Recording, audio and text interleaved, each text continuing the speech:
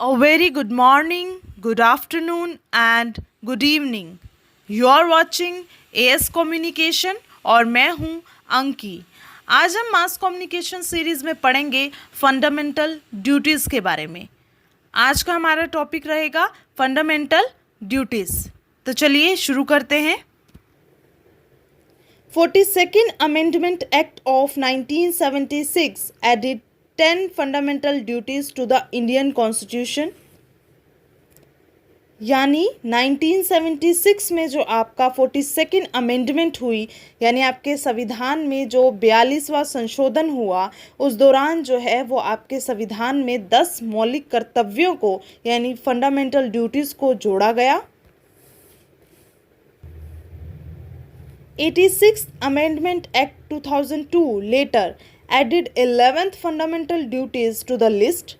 Swan Singh Committee in the 1976 recommended the fundamental duties, the necessity of which was felt during the internal emergency of 1975 to 77।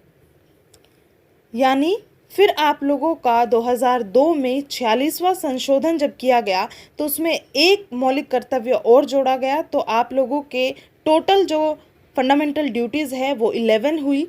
और आप लोगों के 1976 में जो स्वर्ण सिंह समिति थी, सरदार स्वर्ण सिंह जी थे जिन्होंने अपनी समिति बनाई हुई थी, उन्होंने जो है 1976 में मौलिक कर्तव्यों की सिफारिश की, जिसकी आवश्यकता जो है आप लोगों की 1975 से 77 में जो आपकी इंटरनल इमरजेंसी लगी थी, आपातकाल का जो सिरा था, उसमें जो है उन्होंने महसूस किया कि भारतीय संविधान में कुछ फंडामेंटल ड्यूटीज़ को ऐड करना चाहिए जो कि भारत के नागरिकों के मौलिक कर्तव्य होंगे। तो जानते हैं वो कौन से मौलिक कर्तव्य हैं, कौन से फंडामेंटल ड्यूटीज़ हैं।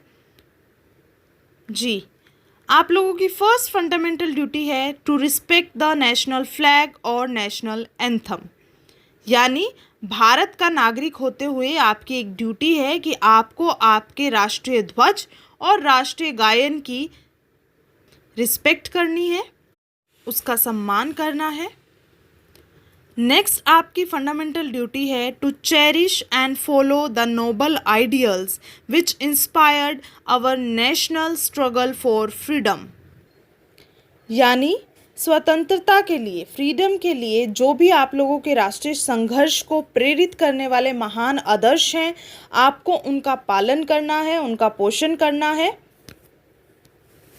नेक्स्ट ड्यूटी जो है आपकी to uphold and protect the sovereignty, unity and integrity of India. यानी आपको भारत की संप्रभुता, एकता और अखंडता को बनाए रखना है और उनकी सुरक्षा करनी है। नेक्स्ट आपकी ड्यूटी है citizen should be ready to defend और render national service toward India. यानी आपको देश की रक्षा करनी है और ऐसा करने के लिए आपको हमेशा राष्ट्रीय सेवा जो है वो प्रदान करनी है। नेक्स्ट आपकी फंडामेंटल ड्यूटी है to promote harmony and the spirit of brotherhood among all people of India on religious और sectional diversities and to renounce practice derogatory to the dignity of women. यानी भारत का नागरिक होते हुए आपकी फिफ्थ फंडामेंटल ड्यूटी है कि आपको जो है भारत में जो भी विविधता है, चाहे वो धर्म को लेकर है, भाषा को लेकर है, क्षेत्र को लेकर है, उन सभी विविधताओं को त्यागना है और आपको समान भाईचारे की भावना को जो है लेकर चलना है और उसे आगे बढ़ाना है। इसके साथ साथ ही अगर देश में महिलाओं की गरिमा को लेकर कोई अपमानजनक प्रथा चल रही है तो आपको उसको भी त्यागना है और सद्भाव की भावना के साथ जो है आगे बढ़ना है। Next is to value and preserve the rich heritage of our composite culture। यानी देश की समग्र संस्कृति की समृद्ध विरासत का मूल्य और संरक्षण करना है। आपको जो है आपकी जो भी विरासत में आपका कल्चर चलता आ रहा है, आपको उसकी वैल्यू समझनी है और आपको उसको सहेज कर रखना है। नेक्स्ट आपकी फंडामेंटल ड्यूटी है natural environment including the forest, lakes, rivers and wild life are expected to be preserved by the citizens. यानी भारत का नागरिक होते हुए आपकी एक ड्यूटी है, आपकी रिस्पॉन्सिबिलिटी है कि आपको आपके जो भी फॉरेस्ट है, जो भी झीलें हैं, नदियां हैं, या जो भी आप लोगों की लेक, जो भी इन्वायरमेंट से रिलेटेड चीज़ें हैं, यानी पर्यावरण से रिलेटेड चीज़ें हैं, आपको उनकी रक्षा करनी है, उनका सुधार करना है, और जो भी वहाँ पर रहने वाले जीवित प्राणी हैं उनकी तरफ जो है वो दया का भाव रखना है। नेक्स्ट आपकी ड्यूटी है to develop the scientific temper, humanism and the spirit of inquiry and reform। यानी आपको जो है, जो भी आपके देश का साइंटिफिक टेम्पर है, जो भी आप लोगों की ह्यूमैनिज़्म है, आपको जो है अपने देश के वैज्ञानिक जो भी स्वभाव है, जो भी आप लोगों की ह्यूमैनिज़्म है, उसकी जांच करनी है और उसके सुधार की भावना जो है आपको विकास तक लेकर जानी है। नेक्स्ट 9th आपकी फंडामेंटल ड्यूटी है to safeguard public property and to avoid violence. Means आपको जो है सार्वजनिक संपत्ति की सुरक्षा करनी है और हिंसा यानी वायलेंस को ख़त्म करना है। 10th आपकी फंडामेंटल ड्यूटी है people are expected for the excellence of all the individuals and collective activities to help in the development of the country. यानी भारत का नागरिक होते हुए आपसे ये एक्सपेक्टेशन रखी जाती है कि आप जो है इंडिविजुअली तौर पर या किसी भी तरीके की कलेक्टिव एक्टिविटीज़ के साथ जो है अपनी कंट्री की, अपने भारत देश की डेवलपमेंट में जो है वो हेल्प करें। और अब लास्ट यानी 11th फंडामेंटल ड्यूटी जो है आपकी to provide opportunities for education to child between the age of 6 to 14 years. यानी आपको जो है 6 से 14 वर्ष की आयु के बच्चों को जो है अपॉर्चुनिटीज़ प्रोवाइड करनी है उनके एजुकेशन के लिए। तो ये थे आपके 11 फंडामेंटल ड्यूटीज़।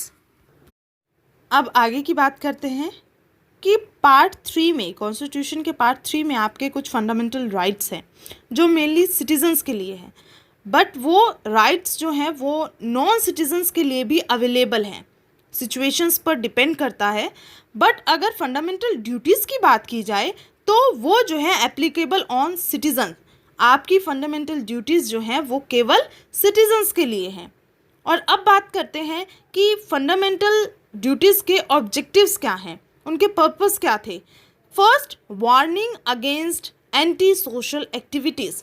यानी फंडामेंटल ड्यूटीज़ जो है आपकी एक वार्निंग का काम करती है अगेंस्ट किसके, एंटी सोशल एक्टिविटीज़ के। ये एक्टिविटीज़ क्या हो सकती है, फ्लैग जलाना या फिर कॉन्स्टिट्यूशन का अपमान करना, तो उसके अगेंस्ट जो है ये एक वार्निंग है। सेकेंड, इसका ऑब्जेक्टिव रहा रिमाइंडर ऑफ देयर ड्यूटीज़। यानी कॉन्स्टिट्यूशन ने आपको एक रिमाइंडर सेट करने के लिए आपकी एक ड्यूटीज़ भी बताई कि देखिए आपके पास राइट तो हैं, कि आपके पास फंडामेंटल राइट्स है, right to equality, right to freedom. उसके साथ साथ आपको ये भी समझना होगा कि आपकी राइट्स के साथ आपकी कुछ एक ड्यूटीज़ भी हैं जिनको आपको फॉलो करना है। लास्ट आप लोगों के ऑब्जेक्टिव क्या है फंडामेंटल ड्यूटीज़ के, प्रमोट डिसिप्लिन एंड कमिटमेंट। यानी नेशनल गोल को अचीव करने के लिए हमें जो है डिसिप्लिन और कमिटमेंट का प्रमोशन करना है। देखिए हमने फंडामेंटल ड्यूटीज़ पढ़ ली, उनके ऑब्जेक्टिव्स पढ़ लिए। अब जानते हैं कि आपकी फंडामेंटल ड्यूटीज़ का कोई लूप होल भी है, तो है। यानी आपकी जो फंडामेंटल ड्यूटीज़ है वो नॉन इन्फोर्सेबल है। अगर आप किसी भी तरीके से फंडामेंटल ड्यूटीज़ को फॉलो नहीं कर पा रहे हैं तो आपके ऊपर किसी भी तरीके का फ़ाइन या पेनल्टी नहीं लगाई जाएगी। उसके बाद आपकी फंडामेंटल ड्यूटी को जो है सेंशनलेस ड्यूटी भी कहा जाता है, यानी नियम रहित ड्यूटी। बट लूप होल के साथ आपको ये भी देखना है कि आपके लूप होल का ओवरकम भी किया जा सकता है। अगर पार्लियामेंट चाहे तो वो एक लॉ को इनेक्ट कर सकती है जिससे कि इन फंडामेंटल ड्यूटीज़ को इन्फोर्सिएबल किया जा सकता है। तो ये थी आपकी फंडामेंटल ड्यूटीज़। आई होप आप सभी को समझ आई हो। तो do like, share, comment and subscribe to my channel. Thank you so much.